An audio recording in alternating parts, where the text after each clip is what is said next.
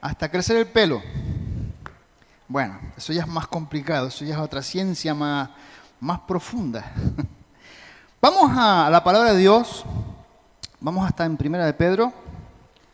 Abran la Biblia en Primera de Pedro, capítulo 1. Y yo quiero decirles, hermanos y hermanas, que hoy vamos a recibir un sermón puramente doctrinal. Puramente doctrinal.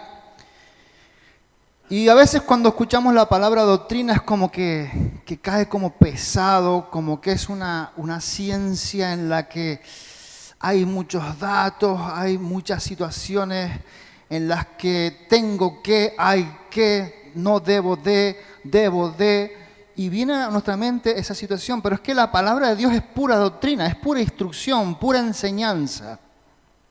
Pero hoy vamos a estudiar lo que es una doctrina fundamental para nuestra vida. Y la palabra doctrina, en términos simples, lo he comunicado antes, significa enseñanza, significa instrucción. No es más que la acción y el efecto de instruir lo que la Biblia nos dice. Y cuando escuchamos a algunos hermanos que vienen, sobre todo de Venezuela, que nos hablan de la sana doctrina, ¿cuántos han escuchado esa expresión? La sana doctrina. Cuando se escucha esa expresión, ¿a qué se refiere? Se refiere simplemente al hecho de una instrucción, una enseñanza que no está contaminada, que contiene en sí la palabra de Dios pura, tal y como fue revelada a los hombres e escrita para que llegara a nuestros días. La sana doctrina, al fin y al cabo, es una instrucción veraz que viene de parte de Dios para nosotros. Y eso es importante entenderlo, porque hoy vamos a hablar de un tema que algunos de ustedes pues quizás ya lo tienen como sabido. Pero el tema de la sangre de Jesús, aunque es algo que afecta a nuestra manera de vivir y de morir también de todos, no es algo de lo que solemos escuchar hablar a menudo. No lo solemos escuchar mucho. Aunque hay algunos grupos cristianos que tratan de evitar este tema, de expresarlo en la congregación, porque suena a crueldad, suena a algo extremo, algo que no es ético, algo que no gusta. Hay incluso grupos cristianos que han quitado de su himnario, de su alabanza, la palabra sangre. A pesar de todo eso, hermanos, la sangre de Jesús sigue siendo necesaria para que podamos ser salvos. Si no hay sangre, no hay remisión de pecados. Y el que la apliquemos o no la apliquemos a nuestra vida va a determinar nuestro destino eterno. Eso es importante que lo sepamos todos. El cristianismo no es simplemente una colección de enseñanzas que nos es dada por un hombre o una mujer cada semana para que seamos instruidos y recibamos una serie de datos. El cristianismo es un grupo de personas, un grupo de hombres y mujeres que con sus defectos, con sus problemas, con sus inquietudes, con sus maldades han sido lavados, no con un detergente, sino que han sido lavados en la sangre de Jesús, sangre que quita el pecado. Entonces, en 1 de Pedro capítulo 1, versos 17 al 19, dice: y si invocáis por Padre a aquel que sin acepción de personas juzga según la obra de cada uno, conducíos en temor todo el tiempo de vuestra peregrinación, sabiendo que fuisteis rescatados de vuestra vana manera de vivir, la cual recibisteis de vuestros padres, no con cosas corruptibles como oro o plata, sino con la sangre preciosa de Cristo, como de un cordero sin mancha y sin contaminación. Aquí estamos viendo aplicados, que el Señor añade bendición a su palabra, lo que es el Evangelio a la vida de una persona. Estamos viendo algo muy importante. Y antes de que nosotros podamos comprender y apreciar la grandeza de nuestra salvación, tenemos que aprender algo que también a veces se nos olvida. Y es que el pecado también está reinando a nuestro alrededor. La redención se refiere al rescate de Dios por una humanidad que es incapaz de llegar a Él por su propio medio. No hay hombre alguno que sea capaz de llegar a Dios. Dios tuvo que venir a nosotros a través de la persona de Jesús para que pudiéramos tener redención en nuestra vida. Así que la forma más básica de entender lo que es la redención es un rescate. Es decir, hemos sido rescatados, hemos sido sacados de un problema grave. Es por ello que debemos de comprender la gravedad del pecado. Dios mismo en la persona de Jesús tuvo que personarse aquí entre nosotros para liberarnos de esa atadura, el pecado. No fue con unas enseñanzas simplemente, sino que tuvo que personarse aquí en la persona de Jesús para llevar a cabo ese plan redentor. Si pertenecemos a Jesús, escúchenme bien, si pertenecemos a Jesús, pero pecamos repetidamente contra Dios, hay algo que cada uno de nosotros podemos esperar y es la corrección de nuestro amado Dios. Es la corrección de nuestro amado Padre. Al igual que tú corriges a tu hijo cuando hace algo mal, unos con un cachetoncito, otros con un arresto, otros con una palabra que los pare, nuestro Dios también nos reprende cuando actuamos mal. No nos abandona y permite que sea lo que sea. No, el pobre ya crecerá. No, desde un principio el Señor instruye a su pueblo con la verdad y cuando no actuamos en base a la verdad, también nos corrige. También nos corrige. Sin embargo, si aún no somos salvos, enfrentamos juicio. Enfrentamos un juicio. Y como Dios aborrece el pecado, no podemos tomarlo a la ligera ni justificarlo. Y todos sabemos, hermanos, que el pecado viene en diferentes maneras, pero siempre debe ser visto como un acto de desobediencia que nos separa del amor de Dios, que nos separa de Dios y ocasiona toda clase de consecuencias dolorosas, incluyendo hasta la muerte. La incluye también. Pero conozcamos un poquito más el pecado. ¿Qué es lo que hace el pecado en tu vida, en mi vida? ¿Qué es lo que hace el pecado en la humanidad? En primer lugar, engaña. Si seguimos pecando mientras decimos que Dios nos ama y nos comprende, entonces hemos sido engañados al pensar que no sufriremos consecuencias, porque las sufriremos. En primer lugar, nos engaña. En segundo lugar, nos decepciona. ¿Por qué? Porque el pecado siempre promete darnos satisfacción, alegrías, bendiciones, pero solamente trae un placer quizás momentáneo, pero al final siempre me va a decepcionar. Nos va a destrozar por completo. No solamente nos engaña, nos decepciona, sino que también nos inhabilita. ¿Para qué nos inhabilita? Quienes están pecando, quienes viven en el pecado, están, hermanos, perdiendo oportunidades e incluso salud y nuestras propias amistades. Podemos perder hasta nuestra propia esposa, esposo, podemos perder hasta nuestros propios hijos a consecuencia del pecado. Estamos viendo la gravedad profunda de lo que es el pecado, algo que no puede tener en sí mismo la iglesia del Señor Jesús. Y menos en estos tiempos en los cuales estamos siendo perseguidos, aunque no lo estemos viendo. Hay persecución sobre la iglesia, hay persecución sobre la iglesia. Y tenemos que estar preparados, continuamente preparados, bien instruidos. Y si hay algo que nos hace daño, es el pecado, porque nos separa de Dios. Y sin Dios no somos nada. No somos absolutamente nada. Pero hay algo más que hace el pecado. Y es que es depresor. Es algo depresor. Si una persona vive pecando constantemente, puede llegar a sufrir de depresión, de ansiedades.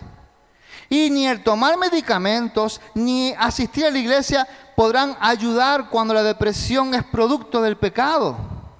No te podrán ayudar. Aunque se trate de ocultar la tristeza, seguirán minando cada instante de tu vida y la vitalidad de aquellos que se niegan a dejar el pecado.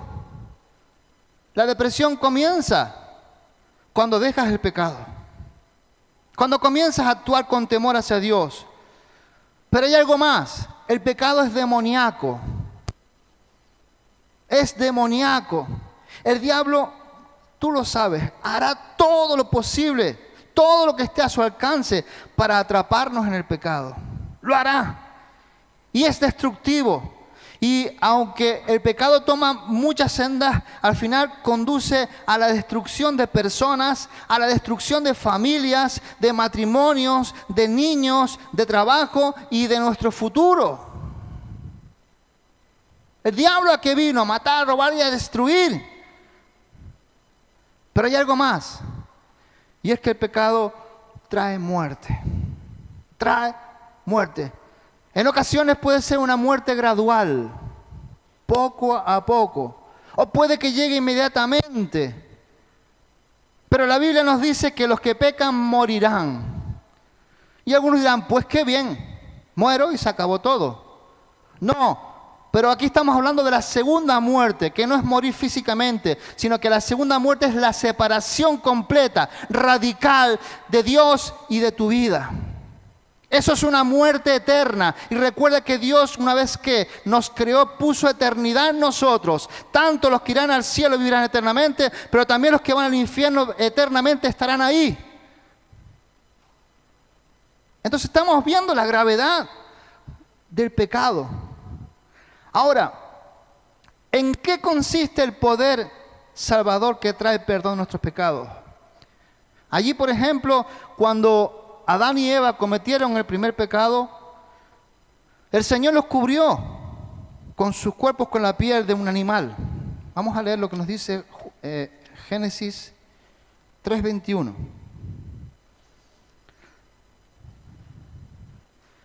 Y Jehová Dios hizo al hombre y a su mujer túnicas de pieles y los vistió.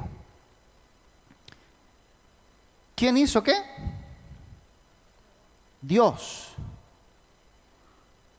Dios sacrificó un animal para vestir a Adán y a Eva. El Señor cubrió su piel, su cuerpo, con la piel de un animal. Y con eso nos estaba demostrando, fíjense bien, que la muerte de un animal y el derramamiento de su sangre era necesario para expiar el pecado que habían cometido. Está hablando del futuro. En ese momento la piel del animal muerto simplemente les cubría su cuerpo. Pero era una sombra de lo que iba a ocurrir en un futuro.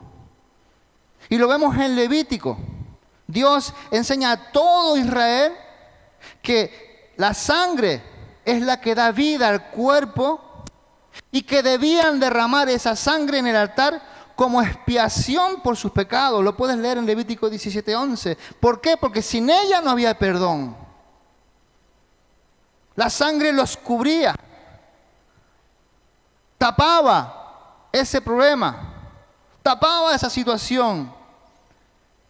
Y quiero decirte que los miles de sacrificios que se ofrecieron a lo largo de la historia del pueblo de Israel estaban apuntando a un sacrificio mayor, a un sacrificio perfecto, al del Cordero de Dios, a Jesús, cuya sangre sería derramada también por el pecado de toda la humanidad. De toda la humanidad.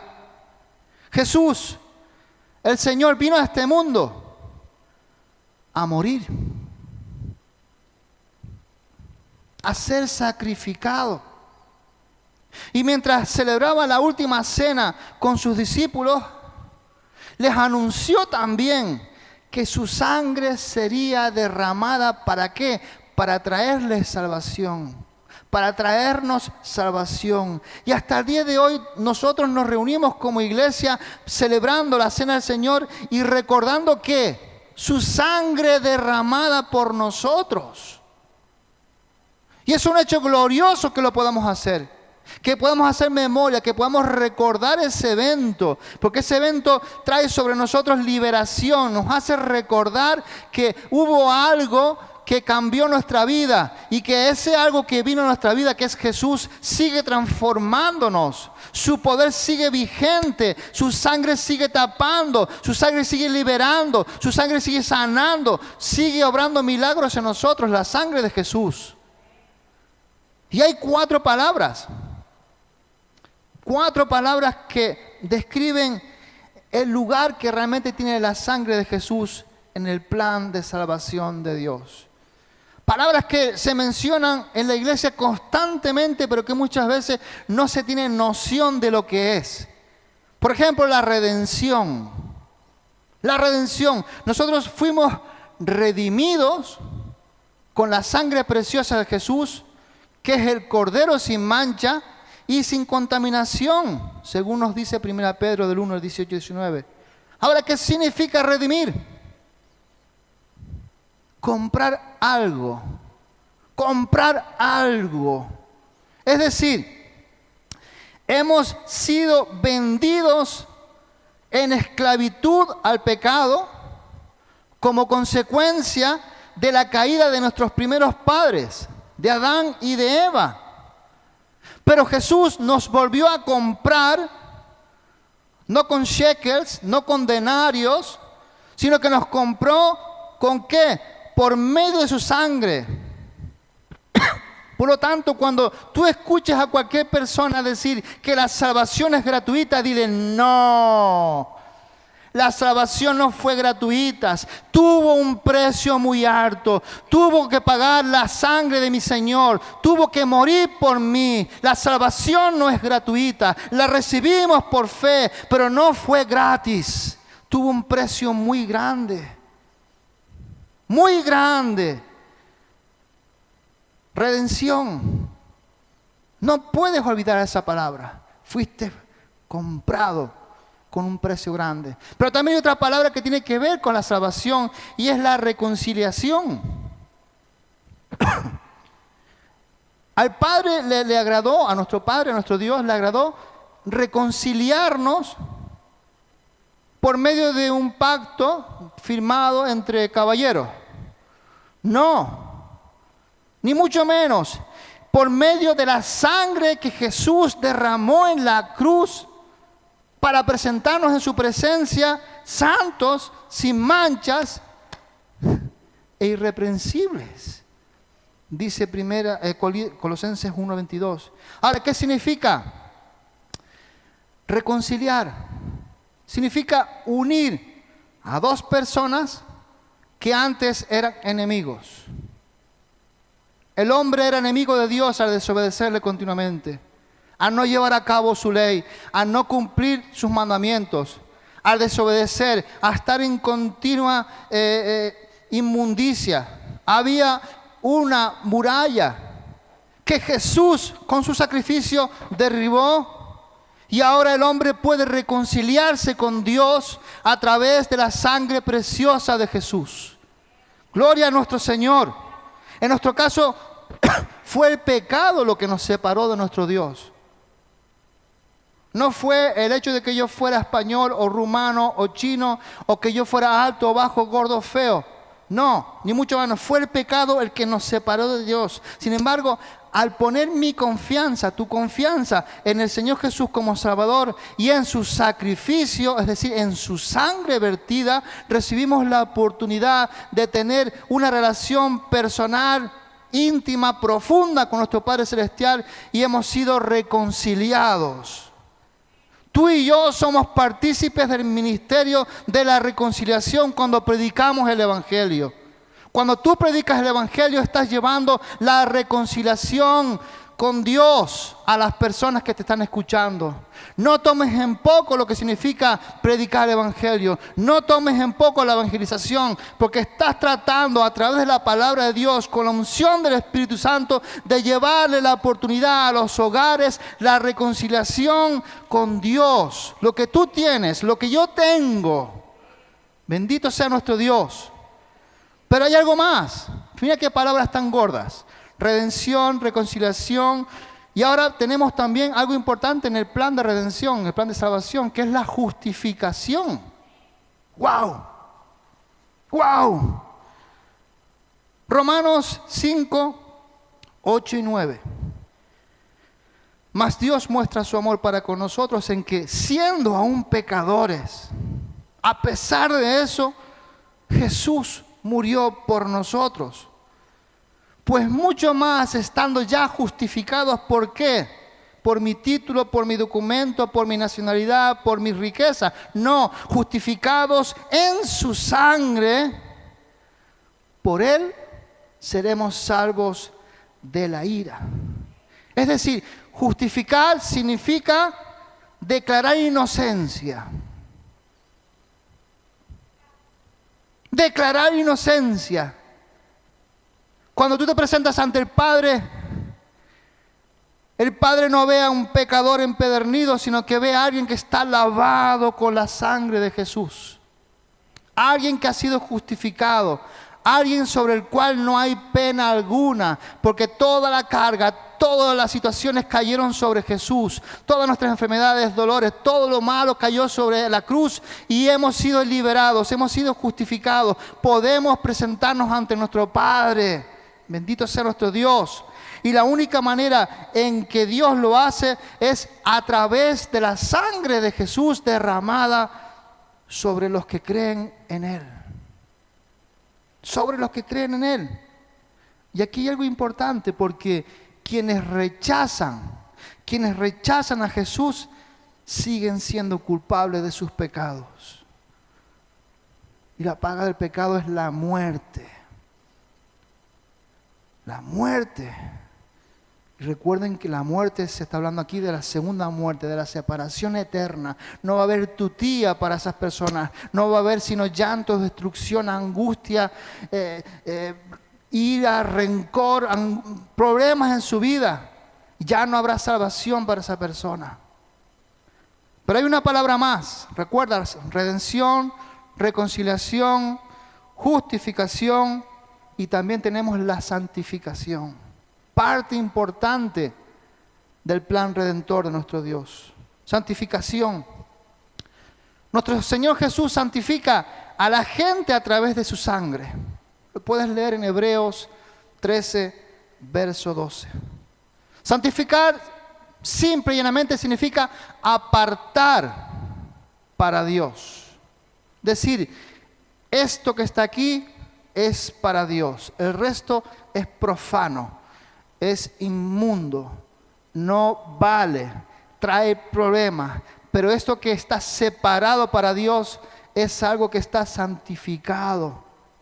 Y nosotros al creer en Jesús para salvación somos inmediatamente santificados. Inmediatamente, dilo, inmediatamente santificados. Sin embargo, aunque eso sucede en un momento inicial de nuestra nueva vida en el Señor, también debe de ser visto como un proceso. Hay una santificación inicial, pero está lo que se llama la santificación progresiva, que es el día a día de nuestra vida, que es el momento a momento, y en el cual el Señor continuamente está tratando de apartarnos del mal. No nos deja solo en ese proceso, está con nosotros. El Espíritu Santo nos va hablando, nos va instruyendo, nos va, hermanos, dando discernimiento, nos va exhortando para que aquello que agrada a la carne no sea lo que anhelemos, sino que busquemos lo que le agrade a Dios. Y eso es un proceso diario, porque ¿hay alguien aquí que no luche contra el pecado todos los días? ¿Hay alguien aquí? Todos nosotros estamos luchando diariamente. Es como un león perseguidor que lo hace con alevosía, que está tratando todos los días de devorarnos de una manera o de otra, una forma a veces de forma sutil, otra forma a veces agresiva directamente, otra vez se lo hace oscura. Siempre está tratando de destruirnos el pecado. Y esa situación tiene que ayudarnos a entender que sin santidad nadie verá a Dios. Dilo conmigo, sin santidad nadie verá a Dios. Aquí estamos viendo de nuevo la gravedad del pecado. Pero tenemos al Espíritu Santo, gloria al Señor. Tenemos al Espíritu Santo que nos está ayudando, que nos está dando comprensión de la palabra, que nos está iluminando sobre lo que la palabra quiere decirnos. Y nos ayuda a ser ese pueblo, no perfecto, pero sí un pueblo que anda hacia la perfección día a día. Aunque caigamos, nos levantamos en el poder del Señor y seguimos en el progreso. Seguimos intentando llegar a la estatura de Jesús, que nunca llegaremos, pero tratamos de ser más parecidos a Él. Y eso es un proceso, dilo conmigo, diario. Diario. Muy duro. La carne tira para un lado, mi mente tira para otro, pero al Espíritu se lo está llevando el Señor con su palabra, con sus intenciones, con su corazón. Hay una lucha tremenda en nuestra vida. La sangre de Jesús nos limpia cada día de pecado.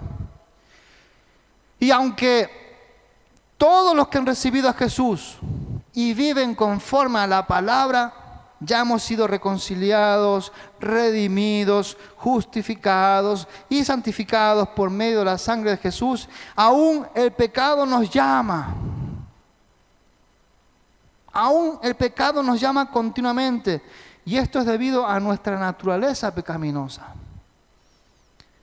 Hay algo ahí que aunque tengamos salvación, aunque somos hijos de Dios, permíteme la expresión, si nos dejan sueltos, la que somos capaces de liar. Hay una tendencia hacia la carne. Hay una tendencia hacia agradarnos a nosotros mismos. Y esa es la lucha continua que debemos llevar a cabo perseverando. Perseverando. Aquel que persevera triunfará. Aquel que lucha va a salir adelante. Y aunque esa naturaleza pecaminosa que tenemos, o que está en nosotros como una tendencia, ya no tiene el poder para dominarnos, hay ocasiones en las que caemos en desobediencia. Y necesitamos de nuevo ser ¿qué?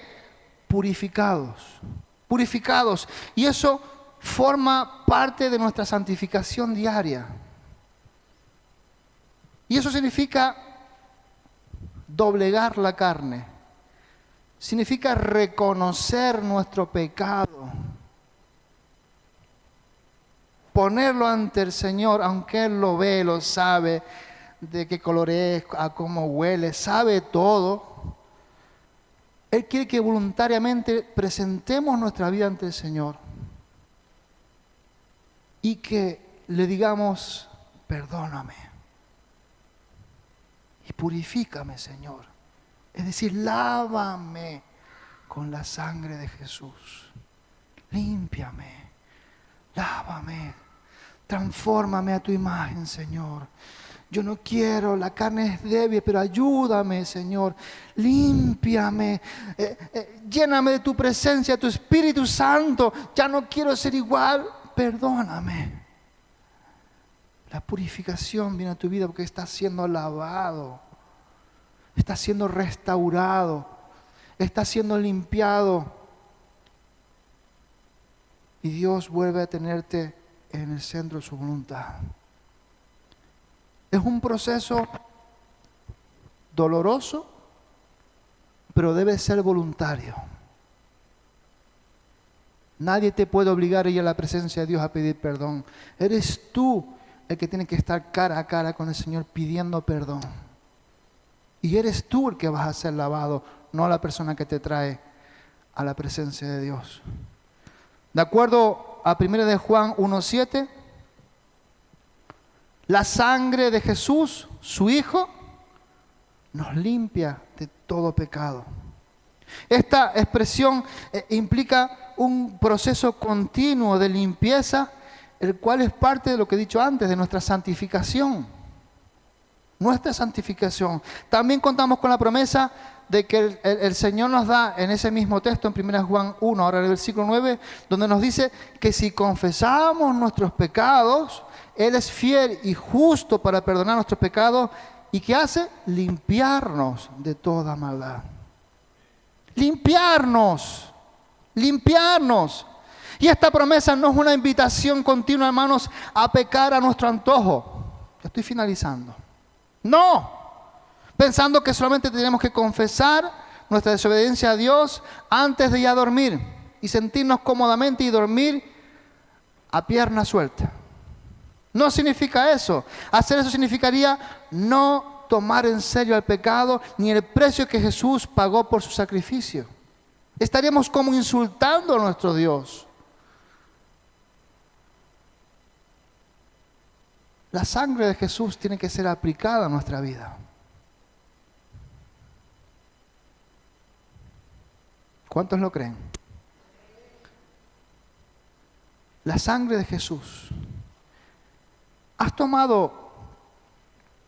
¿Hemos tomado en serio nuestros pecados?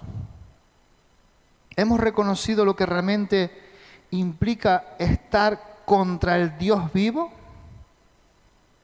¿Nos hemos dado cuenta de lo que significa el pecado? ¿Qué excusas solemos utilizar para minimizar nuestras desobediencias? No, es que tú sabes, Señor, soy débil. No, es que, Señor, tú me conoces. No, es que, Señor, yo lo heredé de mis padres. No, es la costumbre. Esas excusas no valen en la presencia de Dios. No valen.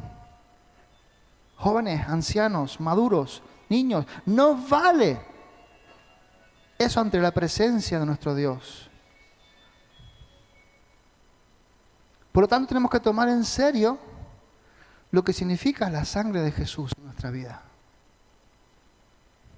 ¿Puedes afirmar que has confiado en la sangre de Jesús para recibir el perdón de tus pecados? ¿Lo puedes afirmar? ¿Recuerdas lo que ocurrió cuando viniste a salvación? Si no lo has hecho aún, ¿en quién o en qué estás esperando depender cuando llegues ante la presencia de Dios? ¿Quién crees que va a ser tu abogado cuando le has dicho no a Jesús? O cuando has continuado con tu pecado uno, otro,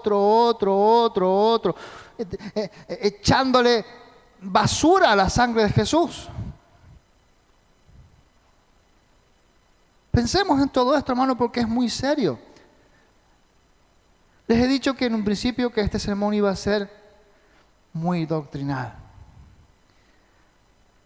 Pero creo que el Espíritu Santo está hablando hoy a nuestra iglesia, a la iglesia del siglo XXI, a que retome las sendas antiguas, a que retome ese conocimiento que adquirimos en un principio, que degustamos, que nos pareció la mejor comida del mundo, la mejor fragancia del mundo, y que quizás estamos dejando a un lado. Quizás estamos buscando ahora novedades. Quizás estamos buscando ahora a esos predicadores y a esas predicadoras de la prosperidad, a esos predicadores y predicadoras que hablan de que todo está bien, de que no hay problema, de que ya no mencionan ni la sangre de Jesús. Quizás estamos buscando esa comodidad espiritual, pero eso es mentira. Porque nuestro Dios nos ha expuesto la fórmula de ser un pueblo que agrade a Dios. Y es siendo limpios a través de la sangre de Jesús.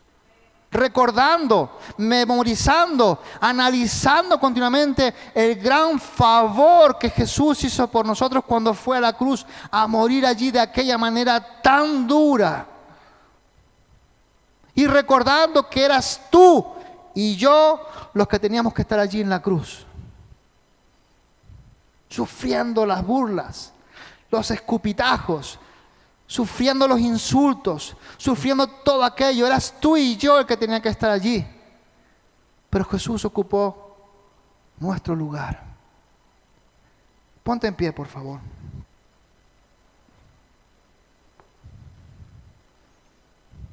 Yo quiero que cierres tus ojos y los músicos suban adelante, por favor. Vamos a intentar mantener silencio y permitir que el Señor nos siga hablando acerca de esto.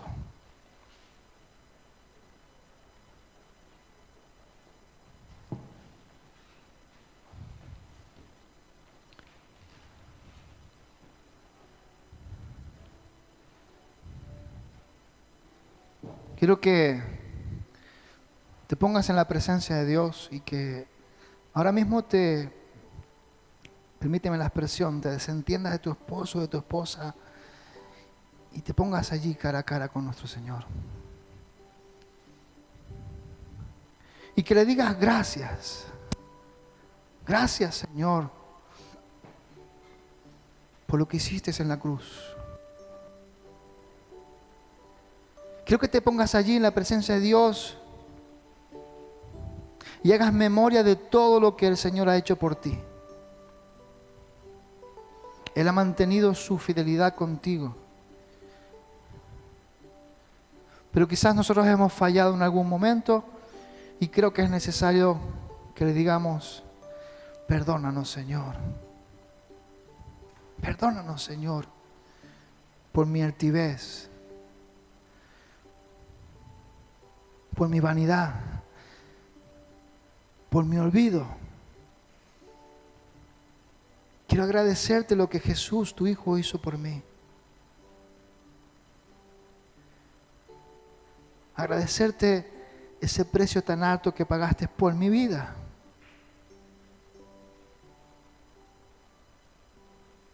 Gracias por lo que soy hoy en ti.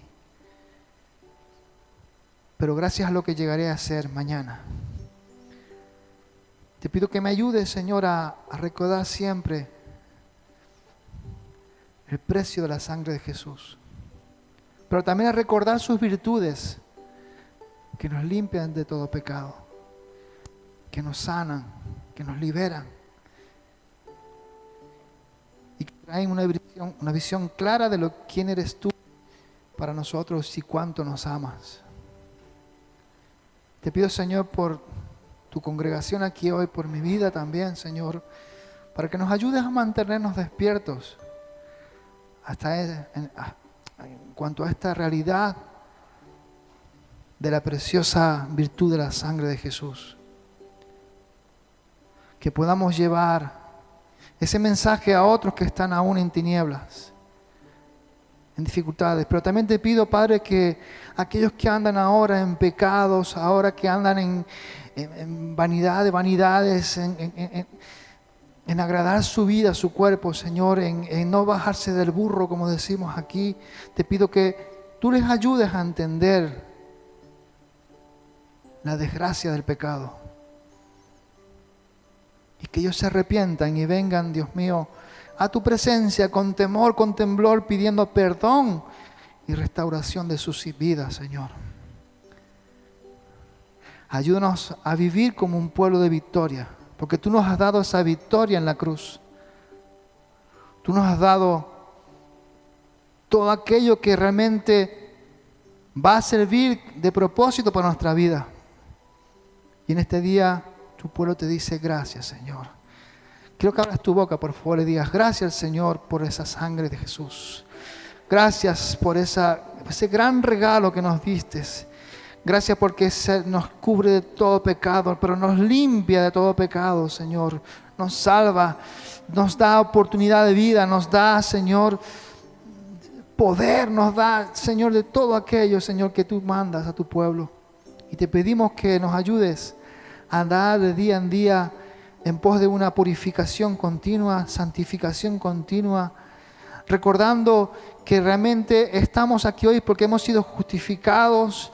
Y gracias por esa redención, por habernos comprado, Señor, por ese alto precio. Y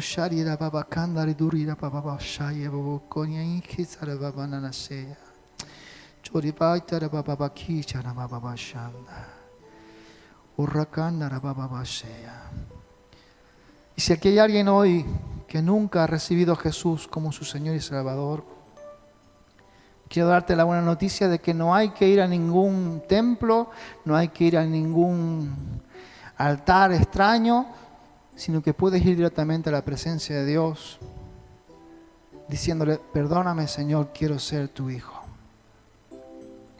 Y esa sangre va a ser efectiva sobre tu vida también. Si hay alguien que quiera recibir a Jesús como su Señor y Salvador, por favor levante la mano y oraremos por él. Aleluya. Gloria a Dios. Gloria a Dios. Poderoso Señor. Gracias, Señor. Ahora, hermanos, vamos a cantar un himno.